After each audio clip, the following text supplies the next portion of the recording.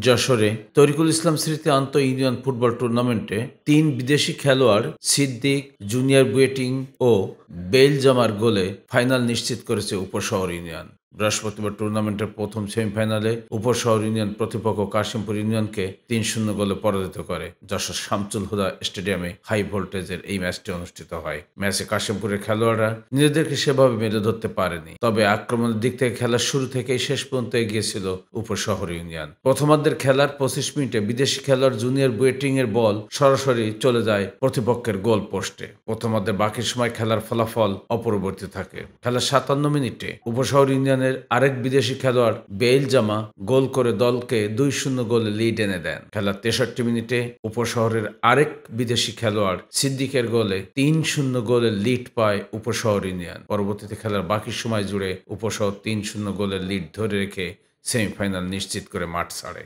বিএনপির খুলনা বিভাগের ভারপ্রাপ্ত সাংগঠনিক সম্পাদক এবং আসন্ন ত্রয়োদশ জাতীয় সংসদ নির্বাচন যশোর-৩ সদর আসনের ধানের শীষ মনোনীত প্রার্থী অনিন্দ্য ইসলাম অমিত নিজে দর্শক সারিতে বসে খেলা উপভোগ করেন। খেলায় উপশহরের প্রথম গোলদাতা জুনিয়র বুয়েটিং সেরা খেলোয়াড় নির্বাচিত হন। তার হাতে পুরস্কার তুলে দেন জেলা বিএনপির সাংগঠনিক সম্পাদক প্রকৌশলী রবিউল ইসলাম, নগর বিএনপির সভাপতি রফিকুল ইসলাম চৌধুরী মুল্লুক চাঁদ, সদর উপজেলা বিএনপির সাধারণ সম্পাদক আনজারুল হক খোকন, টুর্নামেন্টের সমন্বয়ক মাহতাব নাসির পলাশ, ক্রীড়া সংগঠক সোহেল মাসুদ হাসান টিটো প্রমুখ।